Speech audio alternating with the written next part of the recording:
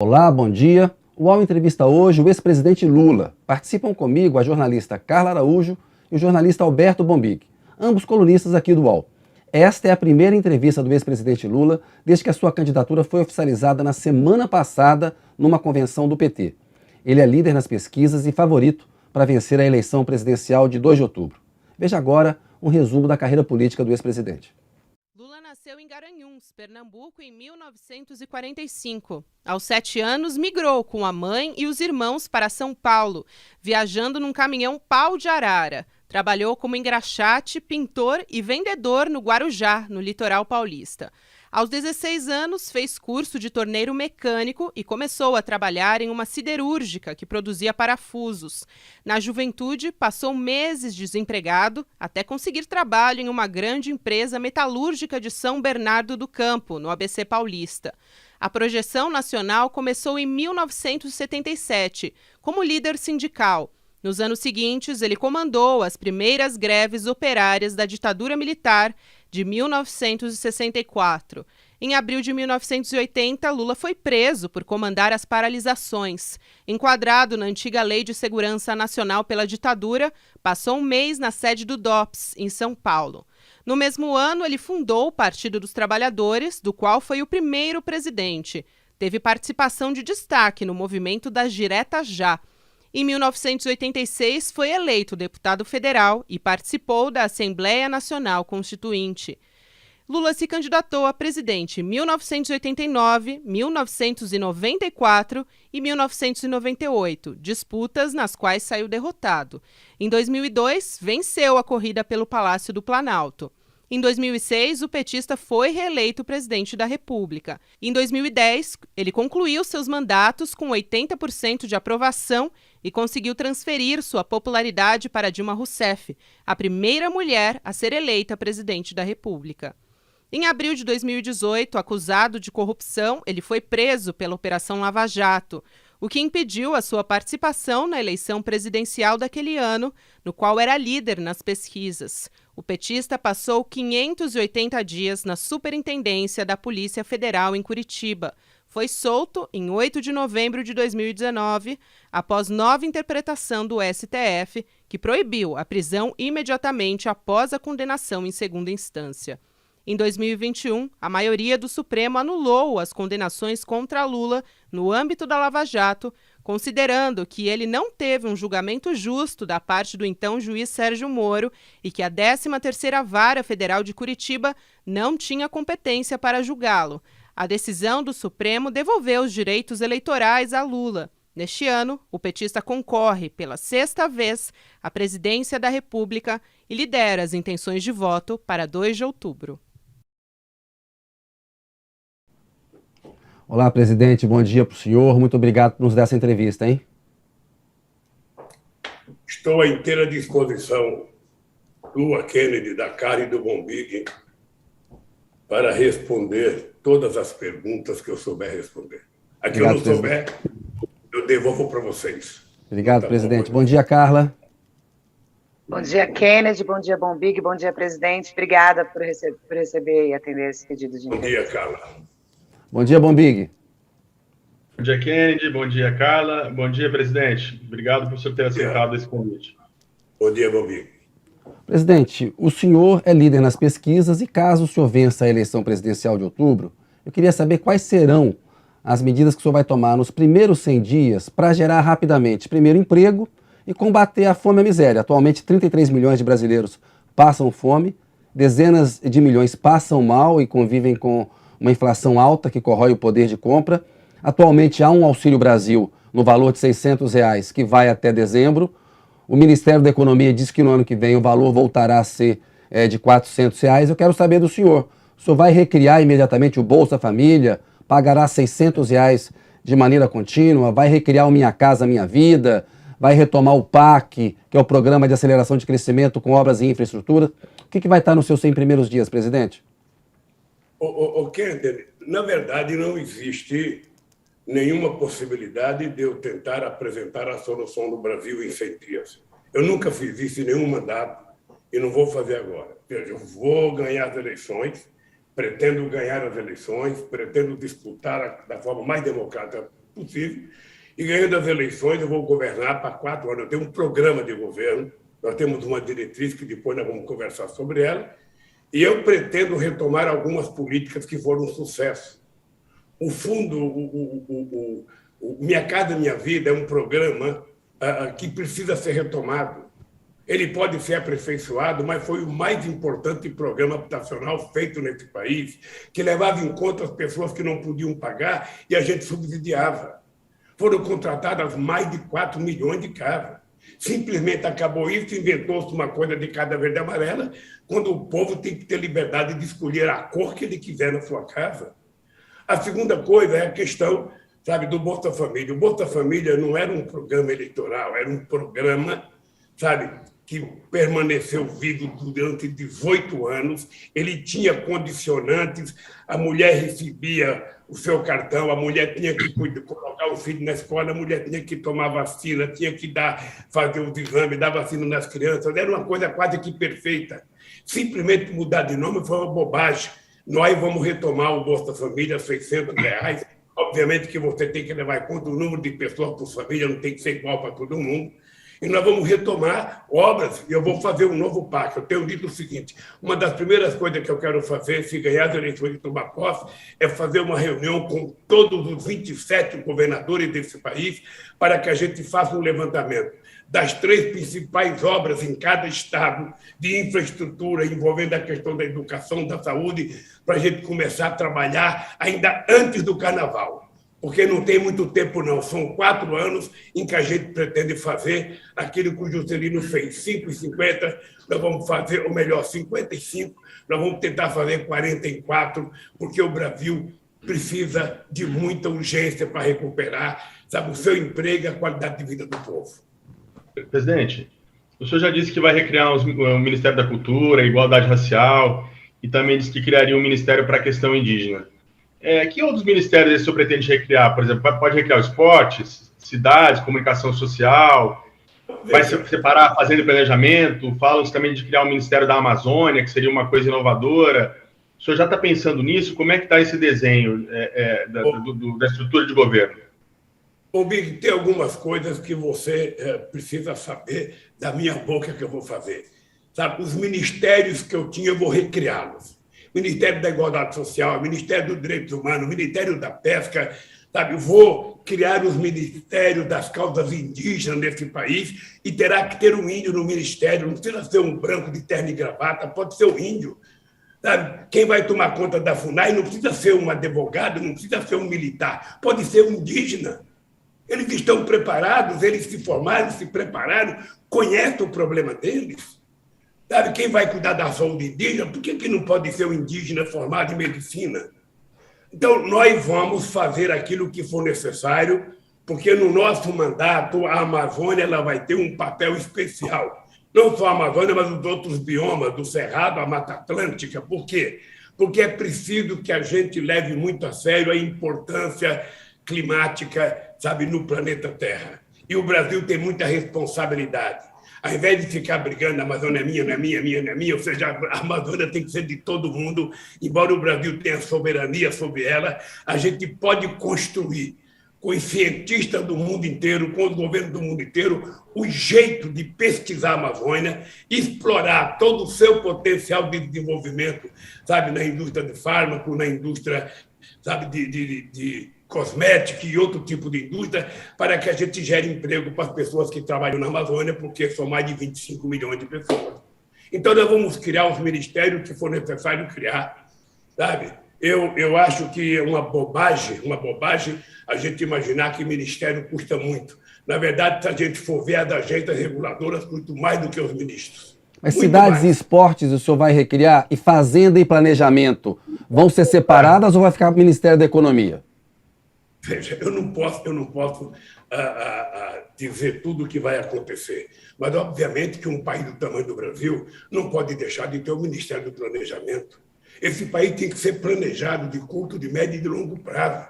Esse país tem que ter uma prateleira de projetos feito pelo Ministério do Planejamento. Esse país tem uma costa marítima extraordinária, nós temos que levar muito a sério as nossas empresas de navegação. Nós temos que ter uma indústria naval poderosa nesse país. Então, nós vamos criar aqueles ministérios que for necessário, porque quando você coloca uma coisa importante, sabe, como a cultura, que já foi do Ministério do Esporte, que já foi do Ministério da Educação, que agora é do Ministério não sei das quantas, quando você coloca uma coisa importante, sabe, num lugar secundário, é porque você não está dando importância. Então, a cultura vai ser uma coisa muito importante, e além de criar o Ministério, nós vamos criar comitês estaduais de cultura para ver se a gente consegue nacionalizar a cultura nesse país, para ver se a gente começa a mostrar o que acontece do ponto de vista cultural em Roraima, no Amapá, no Amazonas, no Pará, sabe, no Vale do Jequitinhonha, em Minas Gerais, no interior de São Paulo, no interior do Rio Grande do Sul. É preciso que a gente dê à cultura uma compreensão, inclusive, de uma indústria geradora de milhões de empregos nesse país. É preciso tratar isso com muito carinho, porque a riqueza cultural do Brasil é excepcional. É só andar o Brasil para a gente conhecer o que é a riqueza cultural. Acho que poucos países no mundo têm a riqueza cultural do Brasil. E é preciso fazer com que isso, sabe, aflore e que o povo possa ter conhecimento das coisas boas que o Brasil tem. Chega de coisa ruim na televisão. É preciso colocar coisas boas. Presidente, em relação ao Ministério da Economia, o senhor e o PT evitam falar em nomes ainda, né, futuros nomes, mas o senhor tem na sua cabeça já, em relação ao Ministério da Economia e do Planejamento, que o senhor disse que vai precisar, que tipo de perfil o senhor quer? Um perfil mais técnico ou um perfil mais político, com interlocução com o Congresso? Carla, eu nunca, em nenhuma eleição que eu disputei, eu discuti a questão do Ministério antes. Em 89, por exemplo, você era muito nova, não devia ter acompanhado isso, ou seja, as pessoas queriam que eu anunciasse o Ministério antes. É como imaginar que o Tite vai, sabe, escalar a seleção antes de começar a Copa do Mundo. Não é possível você fazer isso, porque você arruma mais inimigos do que amigos. Sabe, os meus ministros serão as pessoas mais competentes para cada atividade. Obviamente... Eu sei, presidente, mas o perfil, presidente, ninguém está pedindo o nome do ministro da Fazenda, mas eu lembro que em 2002 se falava muito que ia ser o empresário Eugênio Staub e na hora H o senhor indicou o Antônio Palocci, que tinha trânsito com o Congresso. A Carla está perguntando o perfil. O seu ministro da Fazenda, por exemplo, é mais importante ele ser um economista, um técnico, ou ele ter trânsito político com o Congresso? A gente vê que o Guedes não tem nenhum, por exemplo. É a importância disso. É o perfil, presidente, do ministro da Fazenda, sem o nome. Kennedy, você sabe que a ansiedade e a pressa não ajudam. Eu ia responder essa pergunta que a Carla fez. Então responda. Eu ia responder o perfil das pessoas, porque eu quero sempre a pessoa com perfil, com a cabeça política. Ele pode ser advogado, ele pode ser médico, ele pode ser empresário, ele pode ser catador de material reciclável. O que eu quero é que ele tenha a cabeça política. Se ele pensar politicamente correto, se ele tiver bastante versatilidade política, esse cara pode ser o ministro da Economia. E ele pode ser economista. O que eu não quero é fazer um governo burocrata.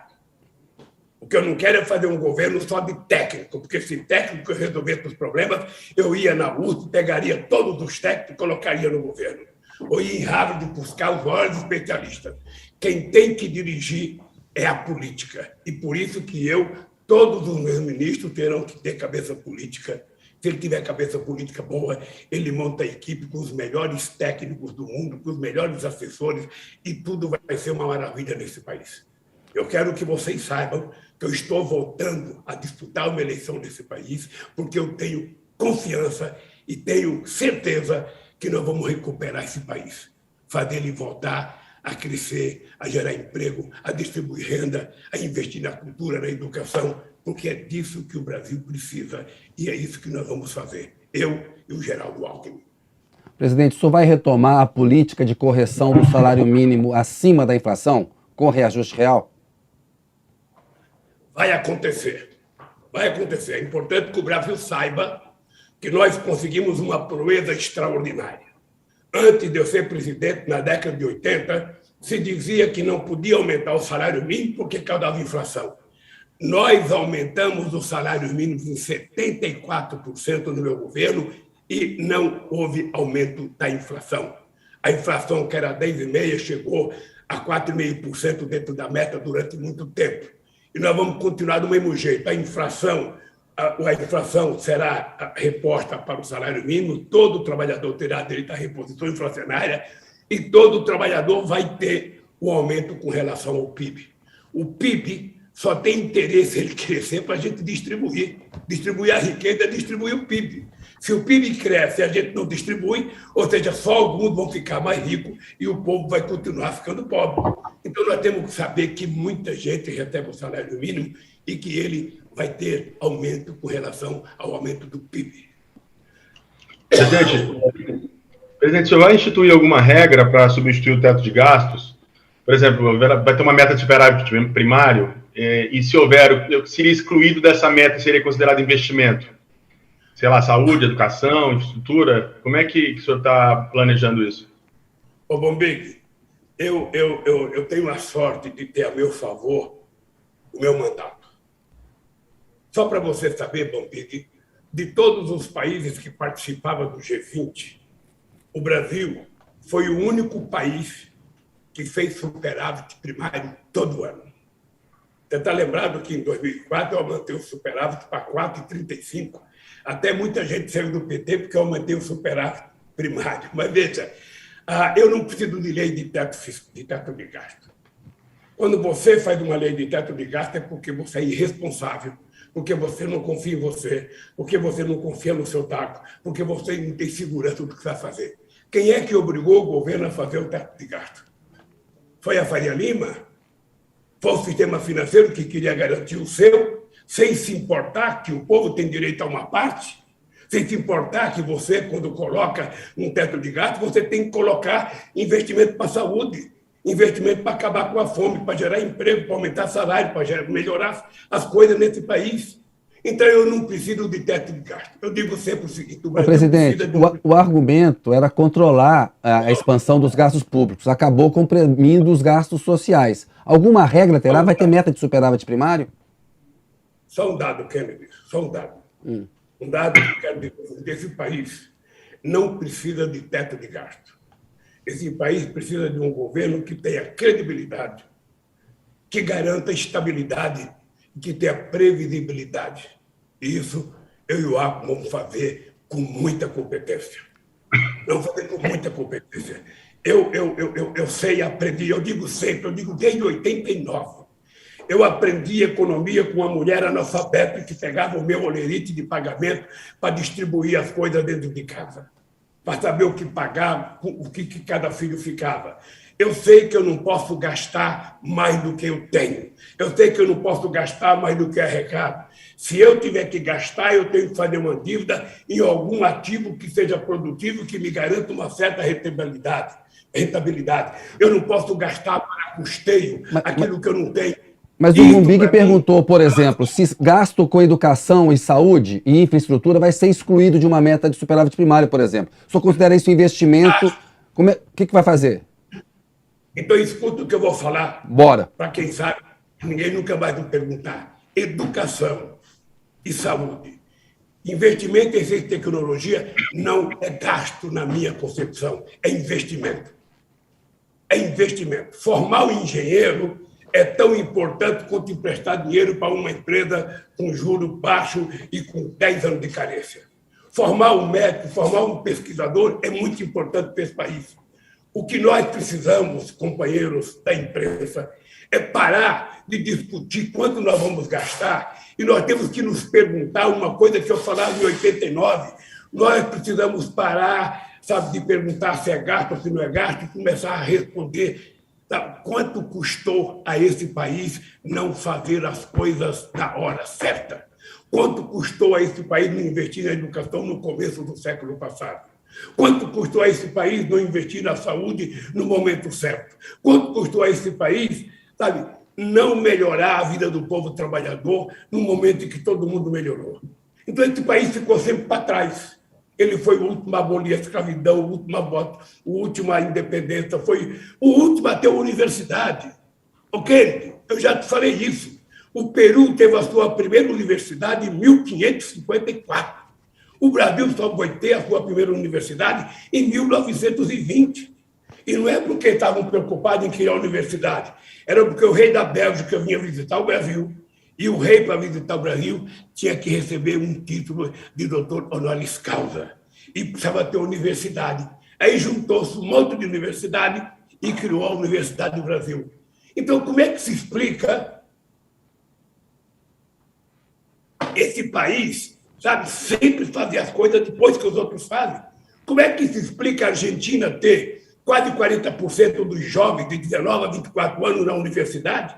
Como é que se explica o Chile ter quase 40% e o Brasil, somente no nosso governo, é que chegou a 17%, porque era menos que 11%. Como é que se explica um país desse tamanho aqui? Quando eu cheguei na presidência, tinha só 3,5 milhões de alunos na universidade. Nós chegamos a 8 em 8 anos, ou melhor, em 13 anos. Olha, como é que se explica as pessoas não garantirem investimento na educação nesse país? Isso não é gasto, é investimento, porque isso tem um retorno depois que a pessoa se volta. Não só porque a pessoa pode pagar, mas porque a pessoa vai produzir coisas mais qualificadas para esse país, e esse país vai ser mais competitivo, sabe, com os outros países a nível internacional. Eu quero pensar no Brasil do século 22.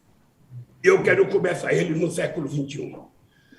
Presidente, em relação à Petrobras, eu queria saber como é que o senhor está pensando, o senhor já falou de mudança na política de preços da Petrobras, queria saber exatamente o que o senhor está pensando em relação a isso, e qual que é a sua avaliação em relação à lei das estatais, que foi criada aí para evitar nomeações políticas. O presidente Jair Bolsonaro fez trocas no comando da Petrobras. O senhor acha que o presidente da Petrobras tem que estar alinhado ao governo ou ele tem que ter um perfil técnico e independente? Olha, o presidente da Petrobras tem que ser uma pessoa competente. Eu tenho muito orgulho de ter tido o Zé Eduardo Dutra, presidente da Petrobras, e tenho muito orgulho de ter tido o Sérgio Gabrielli como presidente da Petrobras. É importante lembrar que o Sérgio Gabrielli, quando era diretor financeiro da Petrobras, ele foi 2 anos seguidos eleito o melhor diretor financeiro de indústrias petroleiras do mundo. É importante lembrar que foi no governo dessa gente que nós descobrimos o pré-sal. E o pré-sal não foi sorte, não. O pré-sal foi investimento em pesquisa. O pré-sal foi um desafio que nós nos colocamos para tentar fazer com que o Brasil fosse definitivamente autossuficiente. E quando nós encontramos a mais importante jazidas de petróleo no século XXI, sabe, nós resolvemos destruir a Petrobras. Resolvemos privatizar a BR, privatizar gasoduto, vender refinaria. E hoje, um país que poderia ser a 6ª economia mundial, que hoje é a 13ª, um país que é autossuficiente em petróleo, que poderia estar exportando derivado, não tem capacidade de refinar a quantidade de consumo que nós precisamos. O Brasil hoje só tem capacidade de refinar menos de 80% daquilo que a gente consome. É uma vergonha. É uma vergonha. Esse país precisa ter orgulho de ser grande. Esse país precisa saber que ele não é uma república de banana. Esse é um país que pode ser um país importante no mundo. Ele pode estar no mesmo patamar da China, ele pode estar no mesmo patamar dos Estados Unidos, da Alemanha. Sabe, nós somos grandes. O que nós não podemos é pensar pequeno, tacanha, achar que a gente tem que vender as coisas porque o Estado não tem competência para nada. Mas aí o senhor pretende mudar a política de preço, abandonar essa questão de preços internacionais? Carla, presta atenção. Eu pretendo mudar a política de preço da Petrobras. Eu pretendo fazer com que o preço da Petrobras seja em função dos custos nacionais, do gasto nacionais, porque nós produzimos em real, pagamos a salário em real. Ou seja, essa história de PPI, essa história de internacionalizar o preço, na verdade é para agradar aos acionistas em detrimento de 215 milhões de brasileiros. E a gente pode reduzir o preço, sim. O presidente não teve coragem. Não teve coragem porque depois que eles privatizaram a BR, surgiram 392 empresas importadoras de derivados de petróleo. 392 que estão importando dos Estados Unidos em dólar. Então, ele não pode mexer no preço, porque ele está comprometido com a privatização, ele está comprometido com 392 empresas.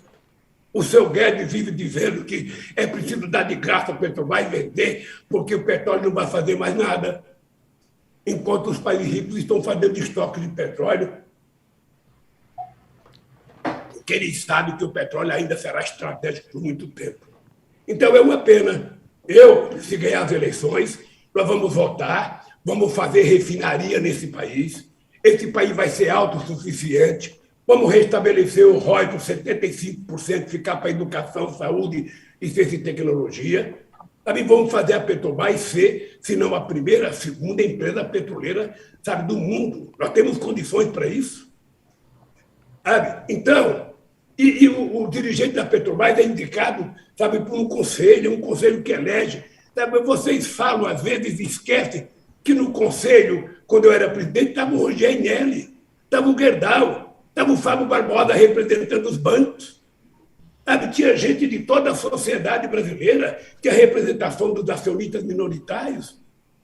Ora, então, isso nós vamos repor outra vez. A Petrobras vai voltar a ser mais do que uma empresa de petróleo. A Petrobras é uma empresa de energia. A Petrobras, quando nós aprovamos a indústria naval e as plataformas, que a Petrobras tinha que contratar, sabe, 60% de componentes de indústria nacional, é porque a gente queria ter política industrial e desenvolver uma grande indústria nesse país. Lamentavelmente, tudo foi destruído. Pois é, presidente, você vai pegar um país, se eleito, com bastante dificuldade na economia. As reservas cambiais hoje, elas estão aí na faixa de uns 360, 370 bilhões de dólares. Elas são importantes para o país resistir à crise internacional. Há gente no PT que defende usar uma parcela dessas reservas para um programa de infraestrutura, para o PIB voltar a crescer e diluir a dívida pública. Qual que é a sua visão sobre as reservas cambiais? Elas podem ser utilizadas, em parte, para um programa desse tipo, ou o senhor não vai por esse caminho? Ô, Kennedy, esse pernambucano que está falando com você foi um cara que tornou obsessão ter reservas internacionais. Eu fui à Índia em 2005.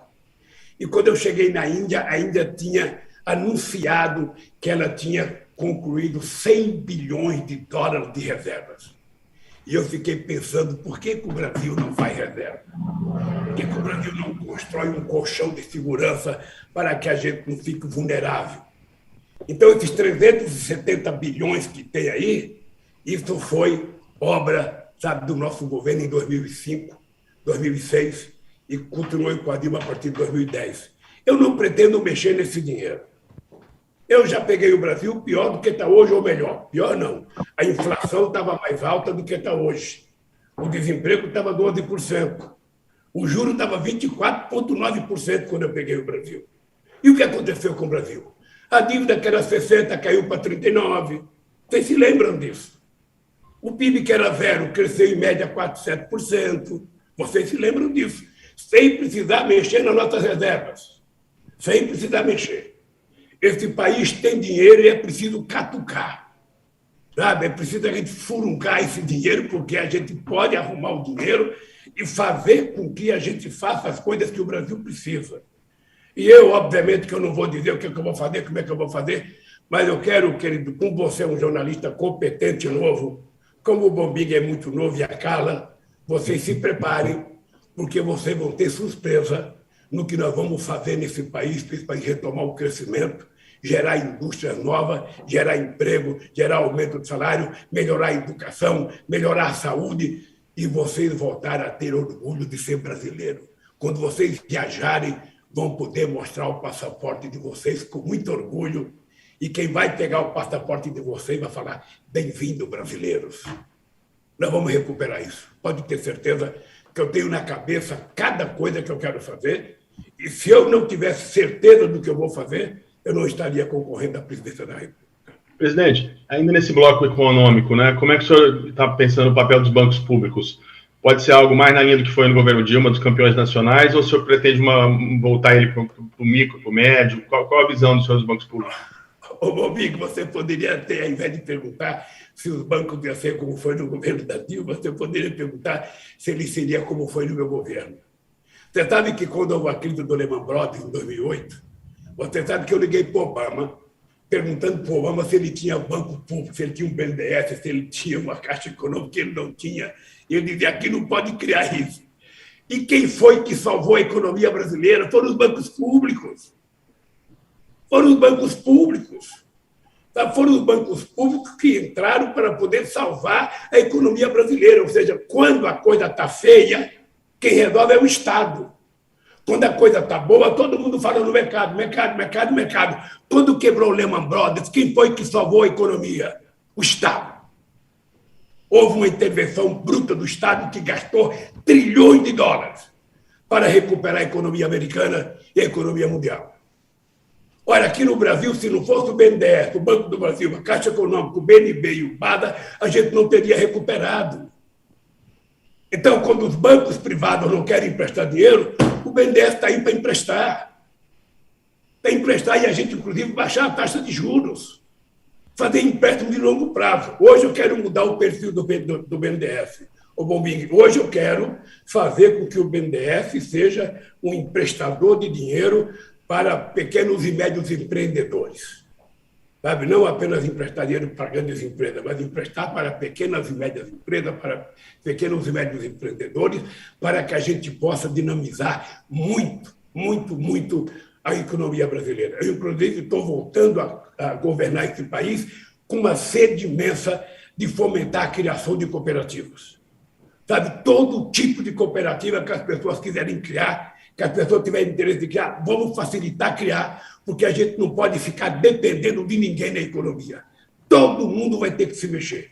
É por isso, Bombig, é por isso que nós estamos fazendo um programa, olha, diretrizes básicas para um programa de governo, e colocamos na internet. Já tem 15 mil contribuições. Nós agora vamos pegar uma equipe da Fundação Pessoa Abramo, vamos sistematizar isso, e quando eu tomar posse, se preparem, porque eu vou discutir muito com a sociedade brasileira. Eu vou voltar a fazer conferências nacionais para discutir reforma tributária, por exemplo. Vocês entrevistam muita gente, todo mundo fala de reforma tributária, de reforma tributária, de reforma tributária, mas ela não sai. Isso é uma lenda, então, presidente, ninguém faz. Ninguém faz, você tem razão, virou uma lenda. Então, mas deixa eu te contar, Bombig, se você ter lembrado, em 2007 eu dei entrada numa proposta de política tributária que foi aprovada por 27 governadores, foi aprovada pelas centrais sindicais, foi aprovada pelas confederações e foi aprovada pela liderança do Congresso. O Serra era governador de São Paulo. Quando eu dei entrada, o Serra virou contra. Mas ele era favorável à proposta de reforma. Então, eu vou repetir outra vez. Eu vou convidar os empresários, vou convidar os trabalhadores, vou convidar, sabe, os políticos, e nós vamos tentar fazer uma proposta de política tributária definitiva neste país, onde o rico paga um pouco mais e o pobre paga um pouco menos. Uma política tributária, sabe, que ela pode ser um IVA, pode ser alguma coisa em que a gente consiga diminuir a quantidade de impostos, que a gente diminua a burocratização, mas que a gente faça com que as pessoas paguem sobre lucros e dividendos. Para que a gente não permita que um cara que compra 1 quilo de feijão pague o mesmo imposto que paga o Roberto Setúbal, ou que paga o Lula, ou que paga você. Sabe, é preciso que a gente faça uma política tributária, sabe, em que o rico paga mais e o pobre paga menos. É isso que eu quero fazer. Presidente, o governo Bolsonaro agora, o Ministério da Economia reviu aí um pouco das projeções, né, de déficit, está falando até em superávit, antecipando aí alguns dividendos das estatais, de 2023 para 2022. Eu queria saber o que o senhor acha dessa manobra e se o senhor acha que a equipe do Paulo Guedes está fazendo aí uma contabilidade criativa, uma maquiagem nas contas. Eu sinceramente, cara, eu fico vendo o que o Paulo Guedes está fazendo nessa economia, eu fico assustado. Porque as pessoas falam em teto de gasto e ele faz o que ele fez com os precatórios. Ele faz o que ele fez agora, ele criou uma PEC de emergência, criou uma PEC para poder fazer um benefício eleitoreiro de 4 meses. Você não precisa utilizar o povo como massa de manobra, porque o povo está com fome. Pode ser um programa, sabe, feito de forma permanente. Ele fez até dezembro. E agora percebeu a bobagem que fez, já está falando nos comícios, não, eu vou deixar depois de dezembro, vai ter fixo. Mas a lei que ele fez é só até dezembro. O que nós precisamos, na verdade, cara, é fazer uma grande política de crescimento econômico. Nós temos que fomentar, que incentivar, e aí é que tem o papel do Estado, porque se o Estado não entrar com dinheiro, sabe, sendo indutor do desenvolvimento, ele convence a empresa privada a fazer e ele convence o mercado externo a investir aqui. Quem é que vai investir aqui hoje, Bombig, Carlos e Kennedy? Qual é o investidor estrangeiro que, com um presidente maluco desse, vem fazer investimento aqui? Ora, e vocês sabem da credibilidade que nós conquistamos no nosso governo lá fora. O Alckmin sabe que eu e ele vamos viajar o mundo aí. Nós vamos para a China, para a Rússia, que está em guerra, nós não vamos agora, não. Nós vamos para a China, nós vamos para os Estados Unidos, para a Alemanha, para a França, para a Itália, vamos para tudo quanto é lugar.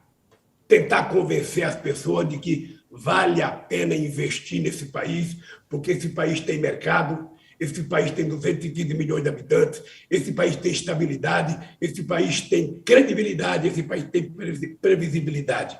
E quando a gente fizer isso, a gente vai conseguir fazer com que as pessoas venham para cá, não para comprar os nossos ativos já existentes, mas para fazer coisas novas, indústrias novas. É isso que vai acontecer no Brasil, e eu quero que você, todo ano, Kennedy, me convoque para uma entrevista pelo UOL. Todo ano. Já está convidado.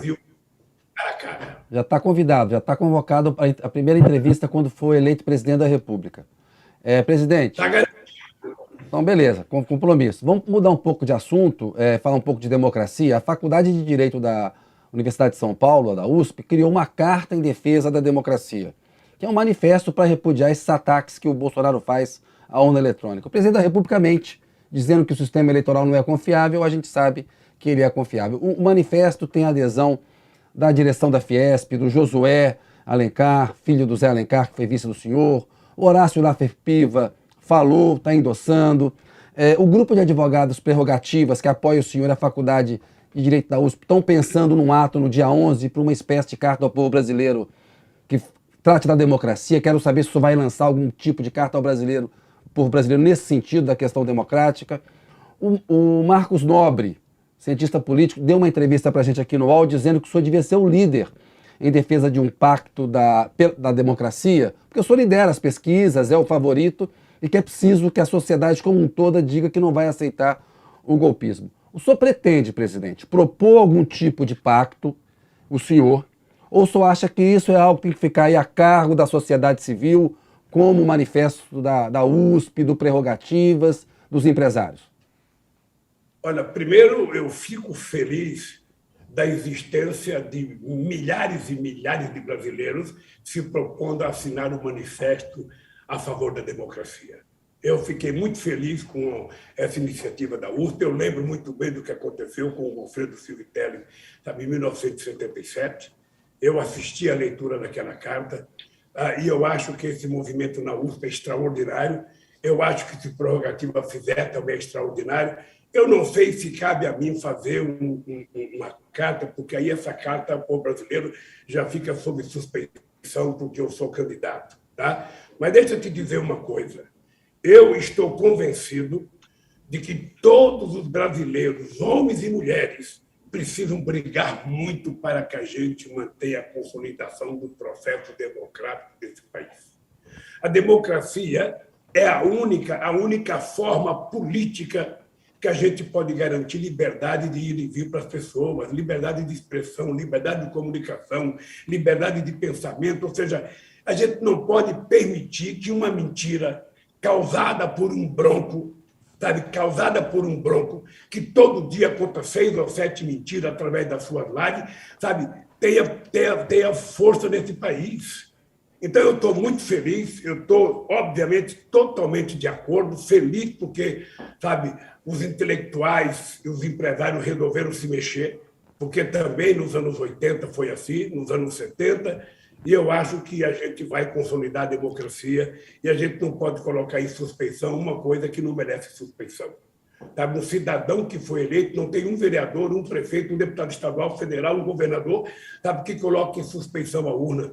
Só esse bronco, sabe, que ganhou pela urna eletrônica, é que está tentando copiar, sabe, o Trump, sabe, tentando desafiar a lógica da democracia. Eu estou favorável e qualquer coisa que for feita para garantir a democracia, pode saber que eu estarei dentro. Presidente, agora, durante o lançamento da candidatura, o presidente Jair Bolsonaro convocou aí manifestações para o 7 de setembro contra os surdos da toga, em referência aí ao Supremo Tribunal Federal. O senhor acredita que ele pode tentar um golpe caso ele não vença as eleições? E aí, o que o senhor acha como que reagiriam as Forças Armadas caso o presidente tente um golpe? O senhor acredita que ele teria chances de sucesso nessa tentativa? Carla, a primeira coisa que eu queria te dizer era que eu sonhei muito com esse 2022. Quando era presidente da República, na Secretaria de Assuntos Estratégicos, eu estava pensando em preparar um documento para garantir o Brasil que a gente ia ter em 2022, quando a gente completasse 200 anos de independência. O presidente que aí está, se tivesse um mínimo de bom senso, se tivesse um mínimo de inteligência, ele estaria promovendo, um 22 de setembro, uma grande festa cívica de comemoração dos 200 anos de independência. Avaliar o que foi feito nesses 200 anos e saber o que nós queremos daqui para frente. Não, ele quer transformar os 200 anos no ato dele. Ele quer fazer uma motociata, quem sabe com uma estátua de Tiradentes. Ele quer brincar, sabe, com uma data mais nobre que nós temos nesse país. É lamentável que seja assim. Ele não vai ter sucesso, porque o povo sabe que a independência não é dele, o povo sabe que a independência não é uma coisa dos militares, a independência é uma conquista da sociedade civil brasileira. A independência é uma coisa séria para todo mundo. É uma pena que os militares se apoderaram e a festa é quase toda militar. Mas a independência é uma coisa da sociedade civil. Então, o que eu acho é que ele vai tentar fazer tudo o que ele quiser fazer. Eu acho que nós temos que ter em conta que os militares são mais responsáveis do que o Bolsonaro. Eu convivi com os militares e eu posso te dizer que eu não tenho queixa do comportamento das Forças Armadas, nem da Marinha, nem do Exército, nem da Aeronáutica. Ou seja, eu mantive 8 anos de convivência da forma mais digna possível. Eles nunca me criaram um único problema. Eles ajudaram naquilo que era possível ajudar. Quando eu cheguei na presidência em 2003, Carla, o Exército liberava os soldados às 11h30 porque não tinha dinheiro para dar o almoço. Eu não só garanti que ficasse o dia inteiro para dar o almoço, como eu garanti um curso para fazer o soldado cidadão, para ele fazer um curso no Senai, como compramos, inclusive, farda nova e coturno para as Forças Armadas. A aeronáutica não tinha mais nem avião, a aeronáutica estava aos frangalhos. O avião presidencial chamava sucata, sucatão, e os outros eram sucatinha. Não tinha mais avião. Eu peguei 20 e poucos aviões da Rio Sul e dei para a aeronáutica, que não é possível um país que é o maior país da América Latina não ter sequer avião. Eu fui visitar o Barão de Tefé, lá na Antártica, eu fiquei com vergonha do tamanho do nosso navio. Quase que não cabe o pesquisador dentro do laboratório. Eu falei para o almirante, vamos comprar um navio decente. Aí ele comprou. Então, a Força Armada não cria um caso. Eu tenho certeza que essas bobagens que o Bolsonaro fala não tem o apoio dos militares da ativa. Não tem apoio do alto comando. Embora o presidente da República seja o chefe supremo, ele só pode ser considerado chefe supremo quando ele é sério, quando ele fala coisa com coisa, quando ele respeita a sociedade, respeita as instituições, respeita a democracia, respeita as próprias Forças Armadas. De vez em quando ele fala o meu exército, as minhas Forças Armadas. Não é dele coisa nenhuma.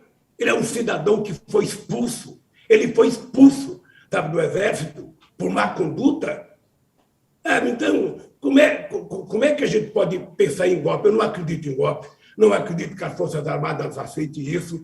Não acredito que a sociedade brasileira permita. Não acredito. Sinceramente, esse cidadão, se ele começar a brincar com a democracia, ele vai pagar um preço muito caro. Até porque esse cidadão anda fazendo um decreto de sigilo de 100 anos. Eu não conheço na história desse país, em nenhum momento, alguém fazer um decreto de 100 anos para proteger seus familiares, para proteger seus ministros. O senhor vai revogar esses sigilos? O O senhor vai revogar esse sigilo de 100 anos? É lógico que tem que revogar, Kennedy. Não é possível. Não é possível a gente permitir. Ontem eu ouvi dizer que tem gente dele lá no Congresso que estão pensando uma PEC para garantir que nenhum presidente possa ser preso. Da tal PEC do senador vitalício. Do senador vitalício. O que o senhor acha disso? Eu sou contra. O senador tem que ser eleito. Eu sou contra, inclusive, a figura do suplente. Eu sou contra, inclusive, a figura do suplente. Tem cara que coloca o tio, o sobrinho, o parente, o cunhado. Não é possível. Isso não é sério. O senhor é favorável a... Segundo colocado é o substituto dele. Acabou. Presidente? Eu convoco a nova eleição. É tão simples. Só para encerrar esse pedaço, o senhor é favorável por exemplo, ter um militar na frente do Ministério da Defesa, como tem o Bolsonaro? Ou o senhor acha que tem que ser comandado como um civil, como era no seu governo? Qual a visão que o senhor tem disso em tese e na prática? Como o senhor está vendo a atuação do atual ministro da Defesa? Eu vou te contar uma coisa bem séria. Primeiro, eu sou favorável a um civil como ministro da Defesa. Muito claro.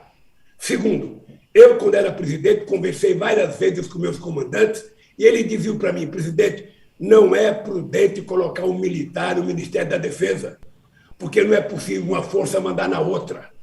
Se você coloca o Exército, a Marinha e a Aeronáutica, fica chateado. Se coloca a Aeronáutica, o Exército e a Marinha. Se coloca a Marinha, fica a Aeronáutica e o Exército. Sabe? E por isso nós conquistamos a indicação do ministro da Defesa, sabe, para colocar gente da sociedade civil. E pode ficar certo que será o ministro da sociedade civil.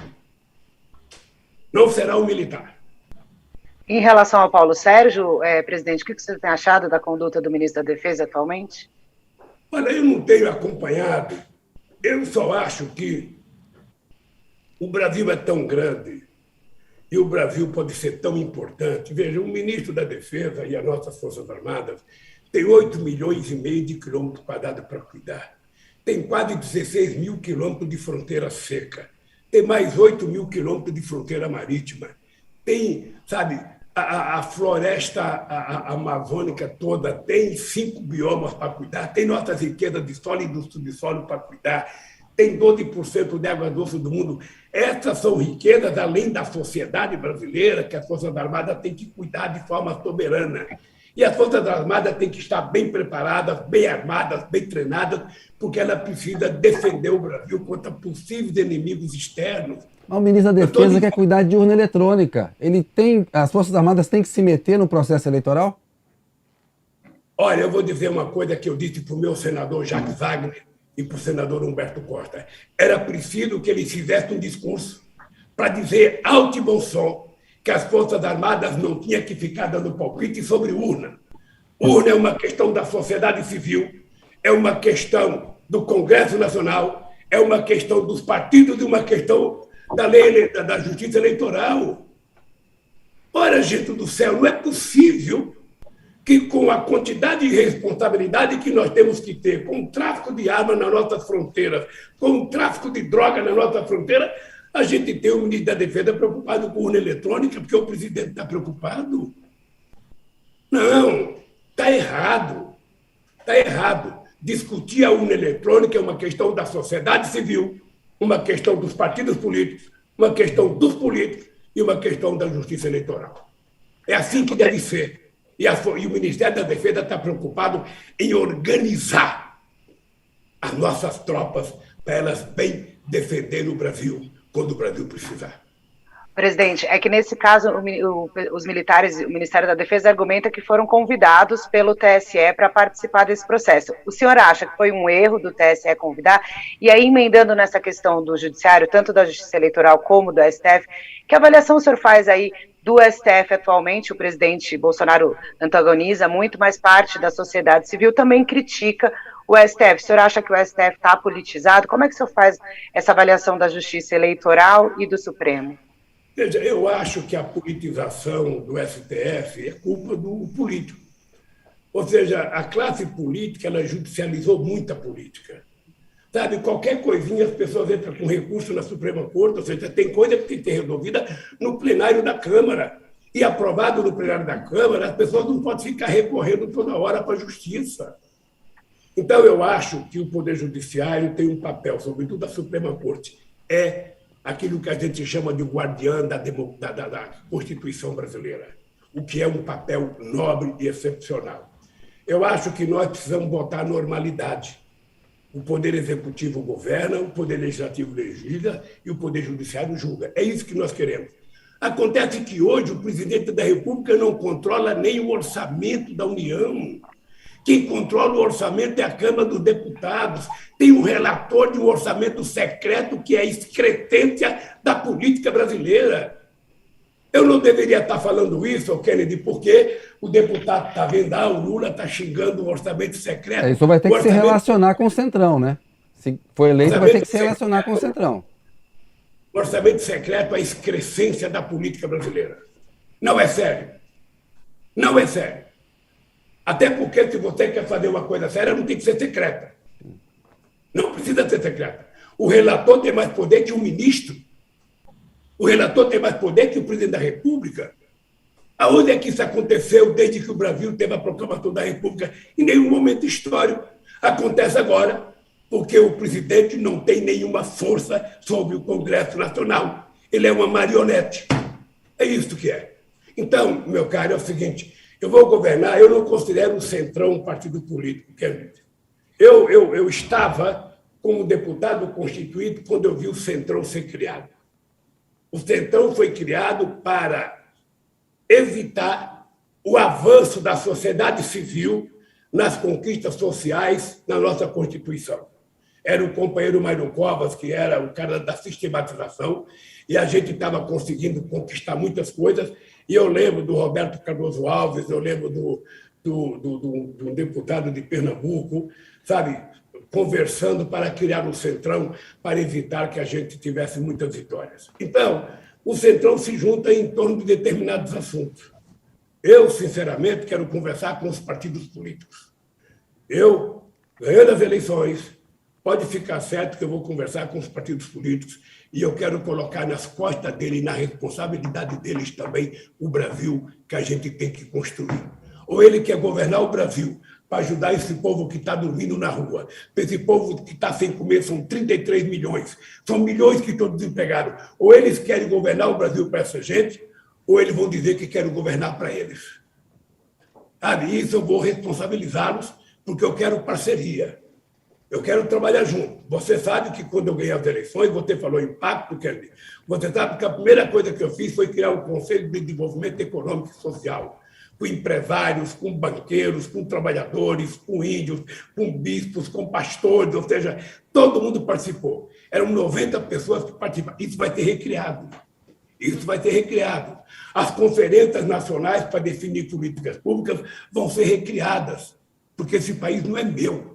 Esse país é o país do povo brasileiro. Eu sou apenas o síndico se ganhar as eleições. Então, eu quero é que o povo diga o que a gente tem que fazer, não eu dizer para o povo o que eu vou fazer. Eu não quero ser o dono da verdade. Eu quero ser, sabe, o maestro de uma orquestra que tem prefeito, que tem governadores, que tem sindicatos, que tem empresários, que tem gente contra, gente a favor, e eu preciso, como maestro, sabe, tratar de harmonizar essa orquestra de 215 milhões de mega interesses para que a gente possa fazer esse país ir para frente. E, presidente, nessa orquestra do senhor aí, qual que é o papel do Arthur Lira, teria, se ele for presidente da Câmara? O senhor colocaria em que lugar dessa orquestra? Como é que o senhor vê a atuação dele agora na presidência? E a gente já sabe que tem uma articulação, ele está se movimentando para permanecer. Como é que o senhor enxerga a figura dele nesse processo? Ô, Big, tem um político que esses dias me colocou a seguinte tese, que eu precisava tomar cuidado, porque essa coisa é continuar do jeito que está, eu estou em disputa, Bolsonaro está em disputa, todo mundo está em disputa. A única coisa que está certa é o Lira, presidente da Câmara, se for mantido. E não vai ser isso, sabe por quê? Porque primeiro eu vou trabalhar, durante a campanha eu vou pedir voto para uma bancada dos partidos que estão me apoiando.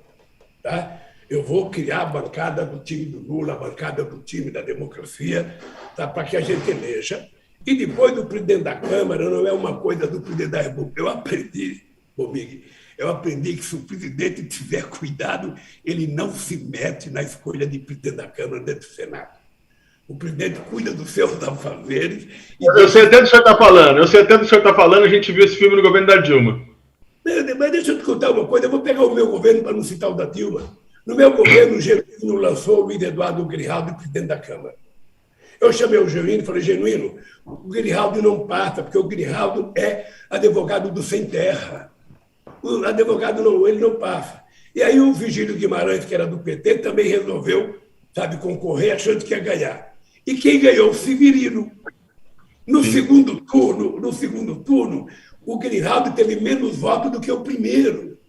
Porque era previsível que a bancada ruralista não iria votar no Grijaldo.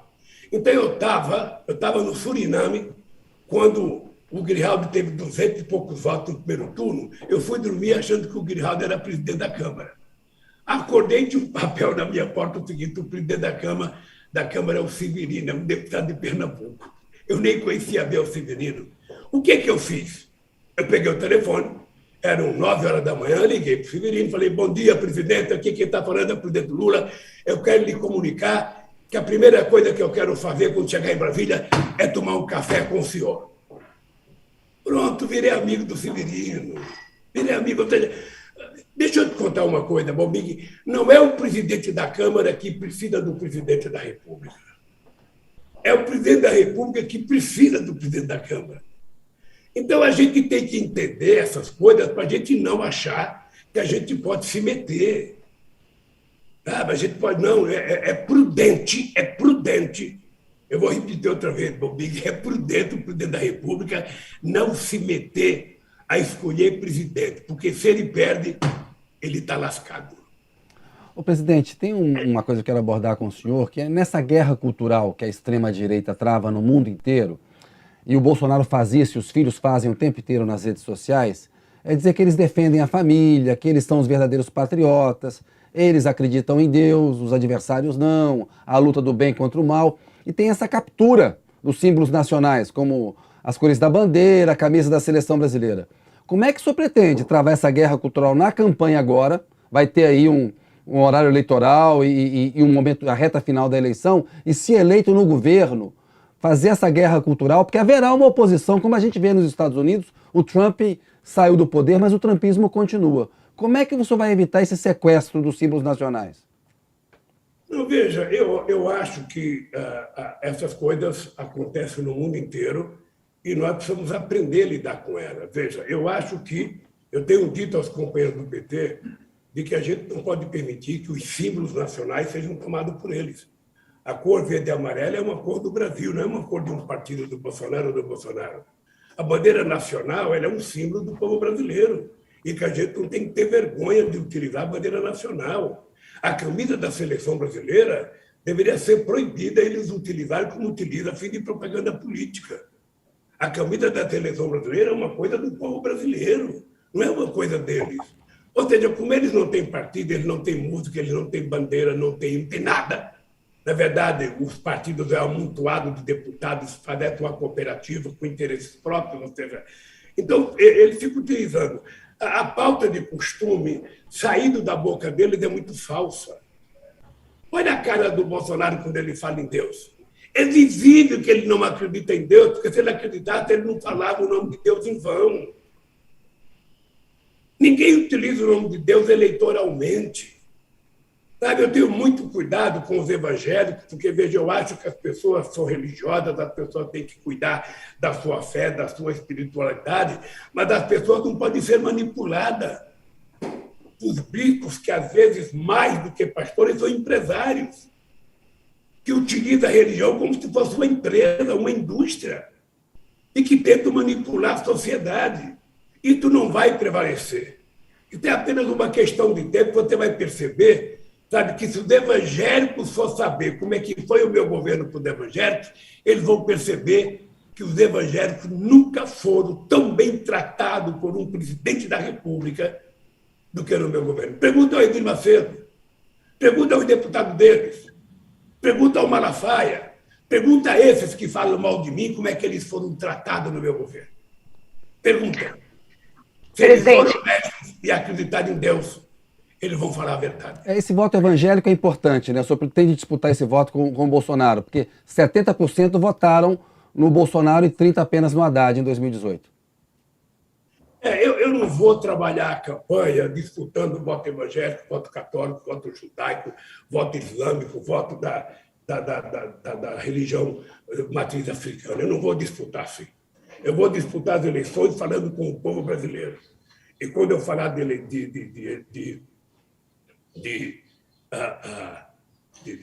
fé, quando eu falar, sabe, de religião, eu quero falar para todo mundo. Eu quero tratar todo mundo como cidadãos brasileiros, homens e mulheres, eleitores.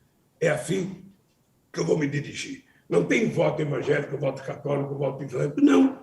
É voto do povo brasileiro. E eu tenho que ter uma mensagem para todos eles, sabe? Como brasileiros e brasileiras que querem o bem desse país. Não dá para eles acreditarem em mentira. Não dá para votar acreditar em mentira.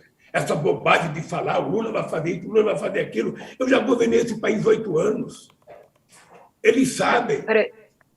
Presidente. Não pode ficar favorecendo o poder judiciário de evangélico ou de católico. O poder judiciário ele tem que ser composto pelas pessoas que têm competência de ser ministro, que têm, sabe, alto teor de conhecimento jurídico nesse país. É assim que tem que ser o mundo. E é assim que eu vou trabalhar. Se alguém pensa que eu vou tentar fazer isso para agradar, não vou fazer. Eu vou tratar a religião como uma coisa muito séria. Muito séria. A fé do povo é muito séria. Sabe, quando o povo está cuidando da sua espiritualidade, da sua fé, é uma coisa sagrada, a gente não pode manipular essa gente. É assim que eu vou ligar com as pessoas. Esse negócio dos temas que eles levantam, sabe, quando você vai ver na prática, tem muita gente que fala muito em Deus, mas é muito mais pecador do que outros que falam menos. Presidente, um outro tema que tem sido colocado aí pelo presidente Bolsonaro é em relação aos debates, né? O PT tem falado de organizar alguns pools de imprensa, porque os convites são muitos, mas o Bolsonaro na convenção disse que ele quer debater com o senhor, mas não sabe se o senhor vai. O senhor está disposto a debater com o Bolsonaro? Vai aos debates? Olha, eu não sei, veja, o PT, através do comando da campanha, fez um ofício para os meios de comunicação, dizendo que nós gostaríamos de 3 debates que fosse um pool entre todas as redes de televisão para que a gente pudesse não ficar refém de 50 debates. Ou seja, eu preciso viajar ao Brasil. Se a gente for fazer todo dia um debate, você não tem noção, ô Carla, como tem proposta de debate, você não tem noção. Sabe? Então, não dá para você ficar atendendo tudo, porque você não faz outra coisa. E eu preciso viajar ao Brasil. Mas o senhor não tem receio de debater com o Bolsonaro, né? Eu irei em debate com qualquer pessoa. Eu já participei de debate com tanta gente, com Ulisses, com Brizola, com Aureliano Chaves, com Maluf, sabe? Com muita gente eu já participei de debate. Muita. Agora, o que o Bolsonaro está pensando? Ele já não foi no debate na outra campanha. Ele está pensando o seguinte: eu só vou em debate no segundo turno. E, se você puder, lembra ele que pode não ter segundo turno. A eleição pode ser resolvida no primeiro turno. Sabe? O senhor... Você acha que vai ganhar no primeiro turno, presidente? Você tem essa expectativa? Veja, eu não sei, eu vou trabalhar para ganhar o mais rápido possível, sabe? Ter o maior número de votos possível. A gente só vai saber dia 2 de outubro. Em termos, presidente, em termos de... Isso, por que é importante ganhar no primeiro turno e não no segundo turno? Por que seria mais importante? Eu não acho importante porque você encurta o gasto da campanha. Você ganha um mês para se preparar para governar o país, para montar o governo. É isso. Mais difícil o Bolsonaro contestar o resultado da eleição? E no caso desse sujeito que está aí, você nunca sabe o comportamento dos milicianos que o apoiam. Você nunca sabe. Então, veja, mas eu gosto de 2 turnos, gente. O PT foi um dos partidos que mais brigou para que a gente tivesse eleições de 2 turnos. Eu fiz 2 turnos com o Fernando Henrique Cardoso, com o Serra, com o Alckmin. Sabe, eu adoro o debate. Eu gosto de debate, é uma coisa instigante. Da mesma forma que um jogador gosta de entrar na final para disputar uma Copa do Mundo, eu gosto do debate, seja no primeiro ou no segundo turno. Mas o que eu quero é dar uma certa moralizada na quantidade de debate, porque eu não sou um político de gabinete que espera apenas um debate para aparecer. Eu tenho que viajar muito, muito, muito. Eu quero viajar os 27 estados da federação. Eu quero abraçar as pessoas, eu quero cumprimentar as pessoas, eu quero sentir as pessoas. Mas eu vou para o debate. O senhor falou... A hora que a gente receber as respostas do pedido que nós fizemos, eu estarei disposto a fazer os debates. O senhor falou aí dessa questão da expectativa do primeiro turno. Qual que é a sua expectativa em relação ao chamado voto útil, né? Por exemplo, a Anitta, que declarou que vota no senhor sem nunca ter sido petista, ou alguns eleitores do Ciro Gomes que poderiam eventualmente votar no senhor. Como é que o senhor acha que o senhor vai trabalhar nesse chamado voto útil? O senhor está contando com ele? Não, eu não vou trabalhar a ideia do voto útil, porque eu já fui vítima disso muitas vezes, viu, cara? Eu já fui muitas vezes vítima do voto útil. Eu levanto todo dia, cara, imaginando que no dia 2 de outubro a maioria do povo brasileiro vai votar na democracia. E para votar na democracia vai votar na chapa Lula e Alckmin. É isso. Eu sonho que você vai votar em nós, eu sonho que o Bombig vai votar, eu sonho que o Kennedy vai votar, eu sonho que o diretor da UOL vai votar, eu sonho que o diretor da Folha vai votar, eu sonho. O meu trabalho é esse, é acreditar que eu vou convencer todo mundo. E todo político faz isso. Ora, se isso der certo, será ótimo. Se não der certo, vamos nos preparar para o 2 turnos. Vamos nos preparar. A gente não ganha o campeonato antes dele terminar. O que eu tenho certeza é que seja num ou em 2, nós vamos ganhar essas eleições, porque o povo quer democracia. O presidente, a gente teve um caso... O povo quer comer, o povo trabalha. Além da democracia, o povo quer comer, o povo quer trabalhar, o povo quer receber salário. E eu digo sempre para o povo que é o seu churrasquinho, uma picanhazinha feita na hora, pela toda cervejinha gelada. Estou vendo até sair agora. Comigo, só porque eu falei na picanha gelada, picanha feita na hora. A cara também parece que gosta da picanha. Estou vendo o sorriso dela. Ela pensou, é comigo mesmo, vai ser no próximo sábado. O presidente, mudando um pouco de assunto aqui, uma coisa importante, a gente teve um caso de violência política clara na campanha, que foi o assassinato lá do Marcelo Arruda pelo Jorge Guaranho, né? Um petista foi morto por um apoiador do Bolsonaro. Qual é a sua preocupação com a repetição desses casos? A gente tem o 7 de setembro, o Bolsonaro convocando as pessoas a ir para a rua. Você acha que o Bolsonaro é responsável por essa morte devido ao discurso de ódio dele? E eu pergunto claramente para o senhor teme um atentado? Kennedy, eu já participei de muitas campanhas. Eu, desde 1980, que eu participo, 78, na verdade. A primeira vez que eu fui num palanque, eu fui para apoiar Fernando Henrique Cardoso, candidato ao Senado, em 78. De lá para cá, eu participo de todas as campanhas. Eu nunca vi a ignorância e a violência do que eu estou vendo hoje nesse país. Nunca vi.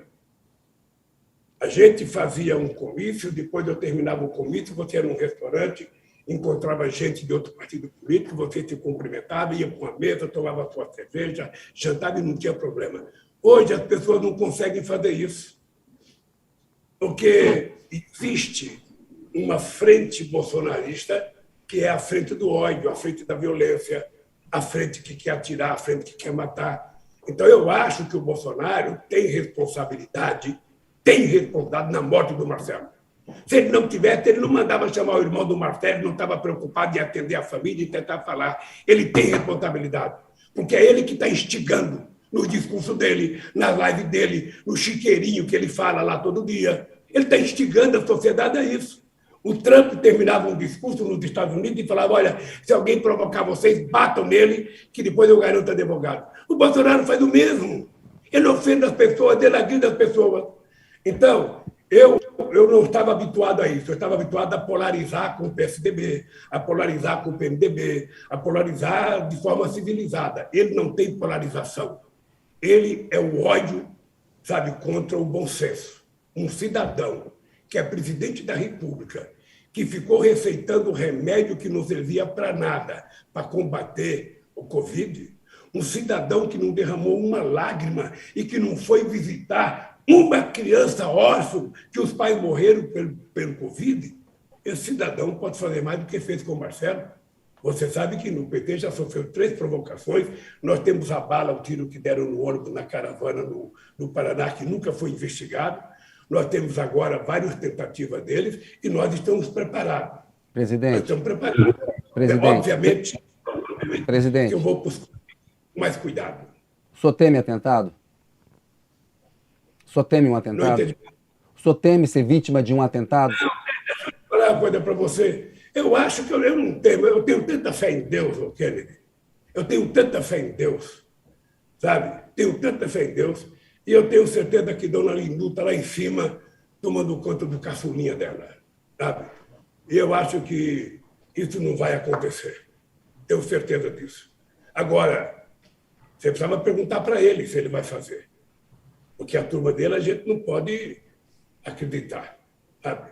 Ele tem uma turma violenta, sabe? A turma do mal, a turma que quebra a placa da Marielle, a turma que matou a Marielle, sabe? E o Marcelo foi vítima disso, foi vítima do ódio. Um cidadão sai de um outro lugar e vai no lugar para matar o outro. Que história que é essa? Sabe? Agora é o seguinte, Kennedy, o que ele está preocupado, o que ele está com medo realmente, é porque ele sabe que o povo vai derrotá-lo. Ele sabe que o povo vai derrotar. Ah, não, mas agora ele acha que ele vai ganhar porque ele deu até dezembro o vale-refeição. Não, vale-refeição não. Ele deu auxílio, sabe, para o motorista, para... Não, as pessoas vão pegar e não vão votar nele, Kennedy. Eu tenho dito, se o dinheiro chegar na sua conta, pegue e coma, senão o Guedes toma. É isso. Pegue e coma, senão o Guedes toma. E depois dê uma banana ao invés do voto. É isso que vai acontecer no Brasil. Presidente, na semana passada a gente entrevistou aqui o ex-presidente Michel Temer e ele falou que era muito difícil apoiar o senhor, afirmou que o PT chama ele de golpista, mas ele até fez aí uma sinalização para a ex-presidente Dilma dizendo que ela era honestíssima. 2 perguntas. O senhor quer o apoio do ex-presidente Michel Temer? E daí também a presidente Dilma respondeu ao presidente Michel Temer dizendo que ela não queria desculpas porque ele será para sempre um traidor. Como é que o senhor avaliou essa afirmação do Temer e essa resposta da Dilma? Deixa eu lhe falar uma coisa. O Temer sempre teve dificuldade de votar no PT. Eu em 2005, 2006, 2002, a gente discutia esse projeto da aliança. Ele nunca discutiu. Sabe, eu acho que o Temer não vai votar em nós mesmos. Eu tenho certeza disso. E eu acho que a Dilma respondeu uma carta porque a Dilma sentiu na carne o que foi feito com ela. Eu tenho conversado com o PMDB e vocês têm visto, eu tenho 12 estados do PMDB, das figuras importantes que estão com boas condições, me apoiando. Eu gostaria que o PMDB viesse me apoiar como um todo, mas eu respeito o PMDB, tem candidata, eu jamais pedirei para uma pessoa não ser candidata, jamais eu pediria para alguém retirar a candidatura. Porque se eu não fosse teimoso, eu não teria chegado onde eu cheguei. Então, o Temer vota o que ele quiser. Não tem problema. Ele já tem mais de 75 anos, ele tem direito de escolher o seu candidato a presidente. Sabe? Quem erra sempre pode continuar errando. Não tem problema. Ô, presidente, o senhor ficou 580 dias preso em Curitiba, naqueles processos que começaram na Lava Jato. O senhor foi retirado da disputa presidencial de 2018, quando era líder na pesquisa. O STF considerou o Moro suspeito, parcial, né? Não lhe ofereceu um julgamento justo. E também incompetente, ou seja, não podia ter julgado o caso do senhor. O senhor gostaria de ter algum tipo de revanche em relação a esses personagens, Moro, Dallagnol, setores da imprensa, da política, do empresariado, que apoiaram o impeachment e torceram pela prisão do senhor? Não. Kennedy, quando você chega ao grau de maturidade que um ser humano atinge aos 76 anos de idade, quando você tem a responsabilidade que eu tenho com o povo brasileiro, eu não posso ter nesse coração aqui espaço para ranço, para raiva, para ódio ou para vingança. Eu acho que quem faz aqui na Terra paga. Eu acho que eles estão pagando. Eu só lamento, Kennedy, só lamento que o Moro e o Dallagnol tenham tido tanta habilidade para mentir para a imprensa a quantidade de meses que eles mentiram. Eles conseguiram convencer a imprensa a transformar em verdade as mentiras que eles contavam. Então, eu fiquei lá aqueles 80 dias pensando, lendo, sabe? E eu falei, eu preciso sair daqui maior do que eu entrei. E, graças a Deus, eu saí por causa da compreensão do povo brasileiro. O presidente... Sabe? Então, eu estou muito tranquilo. Eu não sei se é a tranquilidade que eu tenho. Eu estou muito tranquilo, sabe? E por isso eu quero ser presidente da República. Um presidente não pode ter raiva, não pode ter ódio, não pode querer se vingar. Eu vou tratar todo mundo como se fossem meus melhores amigos. Até porque eu tenho que tratar todos em igualdade de condições. Com uma condição: as pessoas mais necessitadas serão tratadas com carinho a mais. O presidente, o Moro, setores da imprensa, inclusive, dizem que o senhor não é inocente, apesar do princípio constitucional ser do presunção da inocência, e a anulação de um processo, no caso do senhor, não ser mera formalidade, né? Porque é uma suspeição. A gente sabe disso, mas a crítica que se faz é de que tem uma reação do senhor e do sistema político contra o combate à corrupção no Brasil. E que o senhor conseguiu vitórias na justiça, que outros acusados também conseguiram, e que, na verdade, o PT nega, que o senhor e o PT negam, não fazem autocrítica sobre casos de corrupção reais que aconteceram no governo, houve as delações, devolução de dinheiro. Eu queria saber como que o senhor responde a esse tipo de crítica e que medidas o senhor pretende tomar no caso do combate à corrupção para que não se repitam casos de corrupção no seu governo. Olha, deixa eu lhe falar uma coisa com muita sinceridade. Eu vou falar olhando nos teus olhos, nos olhos da Carla e nos olhos do Bombig. Eu duvido que na história desse país, na história passada e na contemporânea, tenha um governo que tenha tratado de combater a corrupção mais do que o PT. E eu tenho dito que a corrupção ela só aparece quando tem liberdade. Ela só aparece quando tem possibilidade de investigação. O PT criou o portal da transparência. As pessoas podem acompanhar as coisas da administração em tempo real. O PT criou a lei de acesso à informação, em que cada um de vocês poderia saber a qualidade do papel higiênico que o presidente utilizava. O PT nunca fechou a porta para a investigação. Nós fizemos a lei, nós que criamos a delação. Sabe, porque para nós é o seguinte, só tem um jeito do cidadão não ser investigado, é ele não cometer erro. Agora, o que foi grave nisso? O que foi grave é que o seu Dallagnol montou uma quadrilha, manchando o nome do Ministério Público, que é uma instituição muito séria. E, por ser séria, ele tem que ter mais responsabilidade, Kenneth. O seu Moro deve ter algum momento que ele se olhava no espelho e se achava um deus. E a imprensa fomentava, a imprensa divulgava. Hoje, gente, eu tive 13 horas de Jornal Nacional contra mim. Eu tive 59 páginas, capa de revista contra mim. Eu tive 680 editoriais contra mim. Porque as pessoas pensavam que eu estava morto. E as pessoas não sabiam que quem nasce em Caetés e não morre de fome até 5 anos de idade não vai ter medo de denúncia. E eu cansei de desafiar empresários políticos e provar, mostra a prova. Ô, querido, qual é a condenação que o Moro deu para mim? Eu cometi um fato indeterminado. O que é fato indeterminado, querido? Você que é jornalista. Ele não sabia qual o crime que eu cometi e mandou para a segunda instância, que nem julgou. O presidente nem tinha lido a sentença, falou, a sentença do Moro é excepcional. Ele nem tinha lido. Eles votaram para me condenar porque fazia parte de uma estratégia de me deixar ser candidato a presidente, achando que o Lula iria morrer.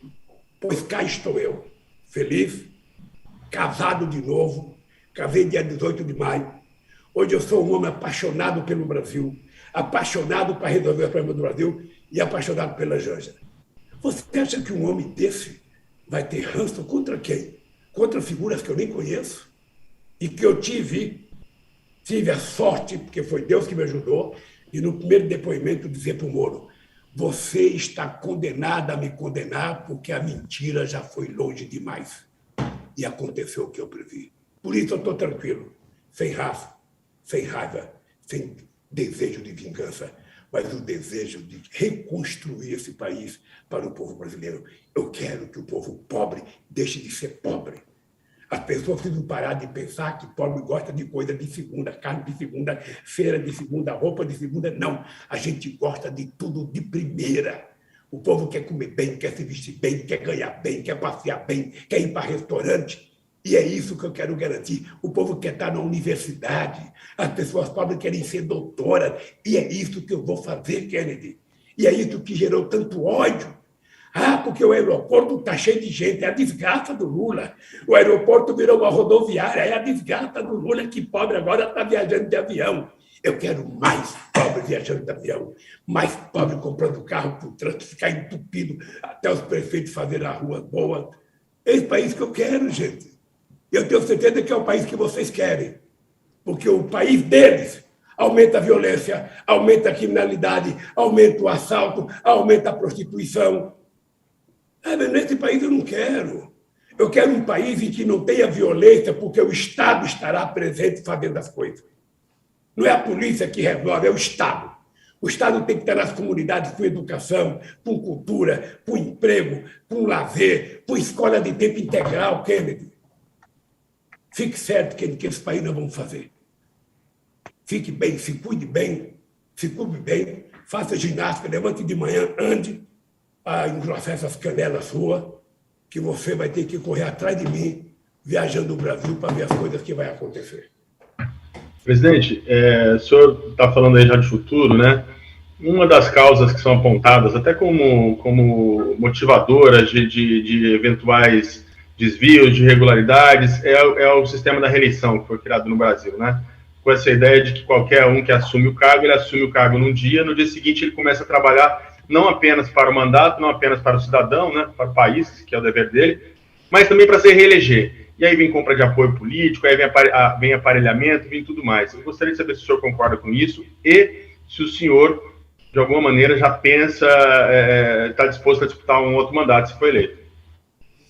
Primeiro, eu vou dizer para você que a única coisa boa que o Brasil copiou dos Estados Unidos é o direito de reeleição de um mandato. É porque você é eleito presidente da República. Em 4 anos, você não tem tempo de fazer muita coisa. Com as exigências ambientais que existem hoje, se você quiser fazer um projeto grande de infraestrutura, entre você pensar o projeto, encomendar o projeto e aprovar esse projeto em todas as instâncias de fiscalização, terminou o teu mandato. Então, eu acho justo que um presidente tenha direito, que um prefeito tenha direito, que um governador, e acabou. Se ele quiser ser candidato, ele espera. Eu acho justo isso. É uma coisa boa. Obviamente, veja que eu vou dizer uma coisa para você e que eu tenho medo que seja manchete. Veja, eu, sinceramente, não penso em reeleição. Eu quero cumprir um mandato com a maior competência possível. Eu saí do governo, dia 1º de janeiro de 2011, com 87% de bom e ótimo, 10% de regular e 3% de ruim e péssimo. Esse ruim e péssimo deve ter sido no comitê dos meus adversários. Sabe? E eu não posso sair com menos agora. Mas o senhor descarta concorrer à reeleição? E já é uma decisão tomada hoje, que se o senhor for eleito, o senhor não concorrerá em 2026? Está tomada essa decisão? Eu não quero, eu não tenho idade, eu vou estar com 81 anos, cara. Sabe? Eu não quis o 3º mandato quando o PT queria aprovar o 3º mandato, porque eu tinha 87% de voto, eu não quis o 3º mandato. Então está ficando claro que é uma decisão tomada. Está ficando claro que é uma decisão tomada. É uma decisão minha. Eu estou dizendo isso aqui agora da minha livre e espontânea vontade. Eu quero cumprir o melhor mandato que eu já fiz na vida. E quero trabalhar em 4 anos por 40. Espere para ver.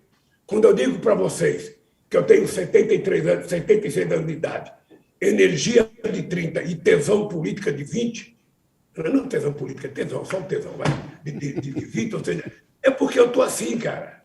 Eu nunca tive tão motivado na minha vida. Eu nunca tive com tanta vontade de fazer as coisas como eu estou agora. É o serviço que eu tenho para prestar para o meu país. Eu tinha muito medo em 2002. Vocês não sabem quanta noite eu deitei naquele palácio com medo de errar. Você não sabe quantas horas eu ficava acordado com medo de fracassar e virar um Wałęsa, como Wałęsa na Polônia, que se candidatou à reeleição e teve 0,5% só de voto. Quantas outras eu fiquei de barriga para cima pensando, meu Deus do céu, será que eu vou dar conta disso? E dei conta. Dei conta porque contei com o apoio de muita gente nesse país, contei com o apoio da sociedade, contei com as minhas conferências e contei com o apoio de todo mundo. Eu não sei se teve no Brasil algum presidente que teve tanta relação com os empresários como eu tive. E vou continuar tendo. Vai conversar com o empresariado na campanha agora? O setor financeiro se queixa muito, o senhor não se reúne com eles, não aceita os convites, tem toda uma queixa de empresários e setor financeiro. Ok, deixa eu te falar. O problema dos empresários é que quando eu era um candidato, que eu era um Zé Ninguém, eu era apenas disputando a eleição, sabe, eles quase não me convidavam. E quando me convidavam, eu ia. Mas eu nunca fui na expectativa de ganhar voto. Eu ficava falando, porque eu não sei falar sem olhar na cara das pessoas. Eu respondo olhando na cara de vocês. Aqui não, estou que é para me olhar na câmera. Mas eu gosto de olhar para a cara de vocês, para saber a reação de vocês. Eu nunca achei que iam votar em mim. Então, o que acontece? Eu gosto de conversar com os empresários, porque eu gosto de ouvir quais são as angústias deles. E, às vezes, eu fico angustiado com o que eles falam para mim, porque é inacreditável, Bombig, Cali, Kennedy. Eu converso com os empresários, eles não falam da questão social, eles não falam da fome, eles não falam do desemprego, eles não falam do baixo salário, eles não falam das pessoas que estão dormindo na rua, eles só falam de coisa fiscal, ajuste fiscal, não tem fiscal, não tem fiscal. Puxa vida! A falta de sensibilidade é total e absoluta. Este país será muito melhor para os empresários quando todo mundo estiver tomando café, almoçando e jantando, quando não tiver ninguém dormindo na rua, quando as pessoas poderem comprar carro, poderem viajar de avião, quando a gente transformar os pobres em classe média. Presidente. Esse é o desejo meu.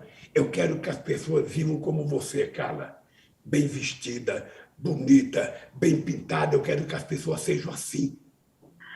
Eu quero presidente, que as pessoas usem o teu paletó, Bombig, que as pessoas possam comprar um paletó como o teu. Sabe, é isso que eu quero. Essa é a minha briga.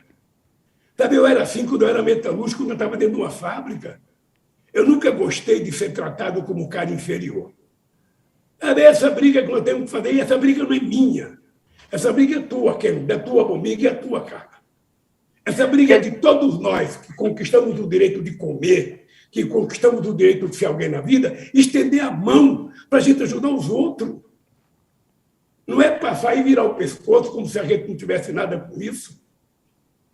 Então, presidente, o senhor está falando da sua disposição e paixão. Eu queria saber o papel da Janja no eventual governo do senhor. Ela vai ter um papel importante? O que o senhor, ela está planejando e o que o senhor está planejando para ela?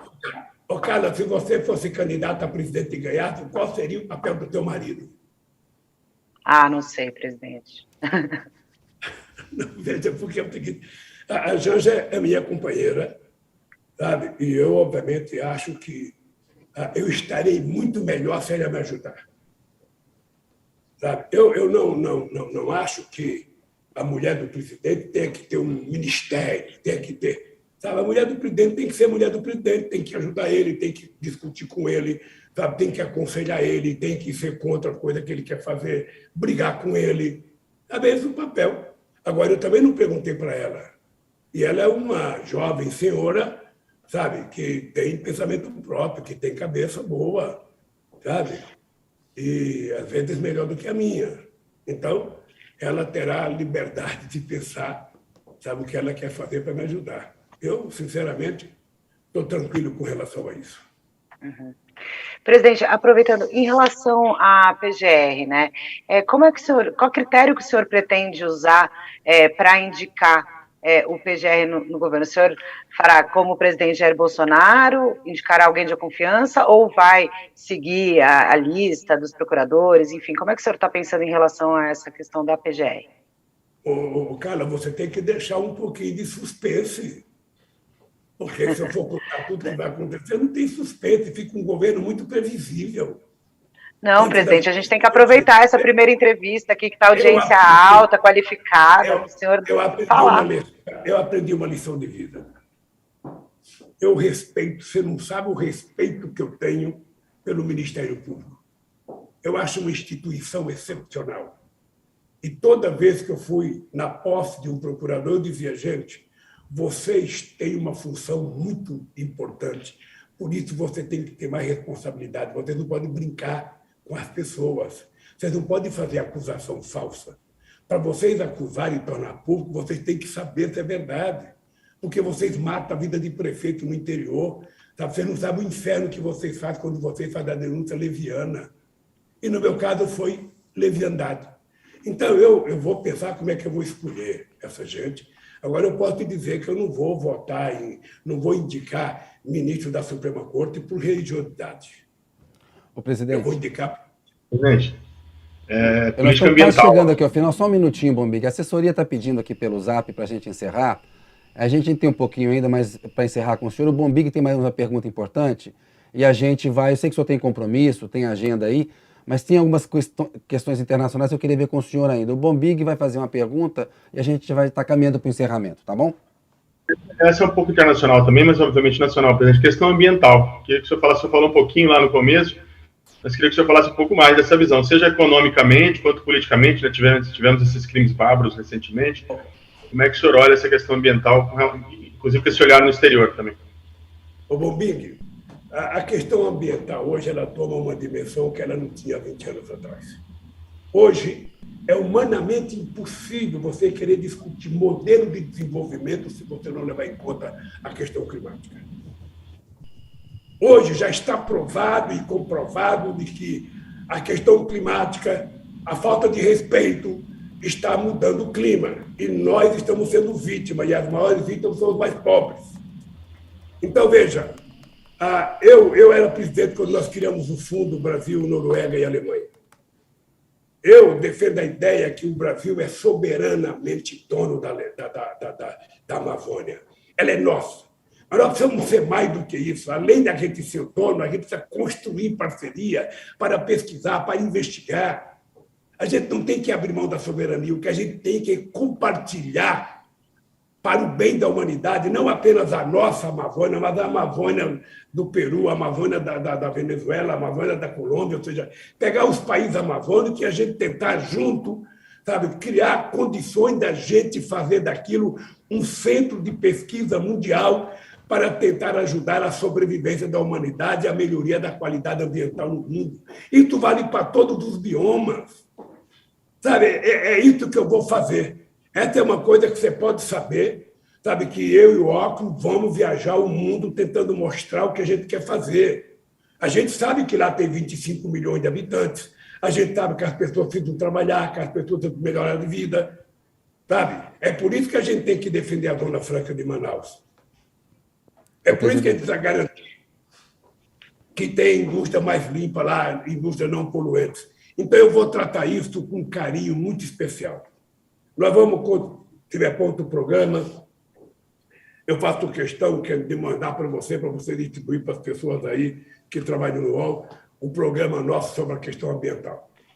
E vamos trabalhar com muito carinho. Muito mande carinho. Que a gente, claro, vamos analisar. O presidente, diga. Mande o programa que a gente... O quê? É que não é uma necessidade política cuidar do meio ambiente. Hoje é uma necessidade de sobrevivência desse planeta que nós habitamos. Mas, sem dúvida. Ô, presidente, eu queria, antes de ir para o Pinga Fogo, falar rapidamente de questões internacionais. Queria que o senhor respondesse rapidamente, que o senhor está com compromisso aí. O acordo Mercosul-União Europeia avançou no governo Temer, estava quase para ser fechado, parou no Bolsonaro por questões ambientais, como o Bombig mencionou há pouco. O senhor vai revisar o acordo Mercosul-União Europeia ou vai assinar nos termos atuais? E, segunda parte, como será a relação com Biden, Estados Unidos e relação com China? Terá um parceiro preferencial? Eu quero de duas coisas. Nós vamos chamar a União Europeia e vamos melhorar o acordo. E eu tenho fé que a gente vai inaugurar, sabe, esse acordo. Vai anunciar esse acordo logo, logo, mas com melhor qualidade para garantir que os países da América Latina possam ter política industrial. Eu já discuti muito isso com o Celso Amorim, eu tenho certeza que nós vamos avançar. A segunda coisa é que os Estados Unidos é um parceiro muito grande para o Brasil e muito importante. Sabe, a única coisa que eu exijo dos Estados Unidos é que ele respeite o Brasil. O Brasil não é uma colônia, o Brasil é um país grande e que a gente tem que tratá-lo com respeito e ser respeitado por ele. Nós sabemos a importância americana e nós queremos melhorar a nossa relação política, a nossa relação de científica, tecnológica, a nossa relação empresarial e a nossa relação, inclusive, militar com os Estados Unidos. Nós não trataremos os Estados Unidos de forma secundária, porque ele tem uma importância muito grande. E nós queremos ter relações com todo mundo. Nós não temos contencioso internacional. Tá? Nós não temos e não vamos criar. Por isso, a nossa política internacional será ativa e altiva, como muito bem diz o nosso querido companheiro Celso Amorim. Ô, presidente, chegamos aqui no final, tem um pinga-fogo, eu pediria que o senhor respondesse rapidamente, 1, 2 palavras, por gentileza, tá bom? Vamos lá. Lava Jato. Foi um erro histórico. Sérgio Moro. Não entendi. Sérgio Moro. O Sérgio Moro é um equívoco, é uma mentira criada pela imprensa brasileira. Simone Tebet.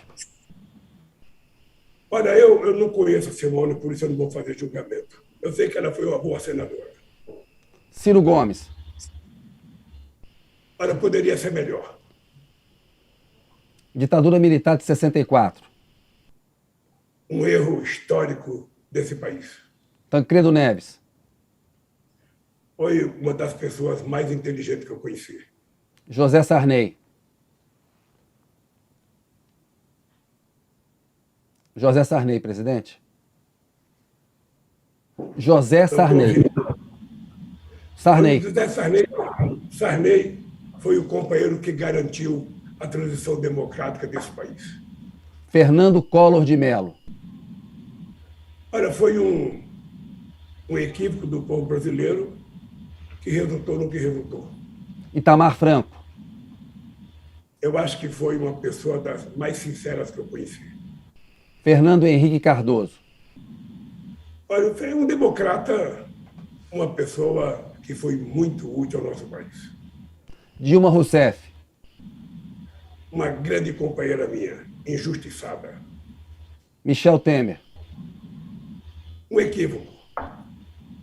Jair Bolsonaro. 2 equívocos. Luiz Inácio Lula da Silva.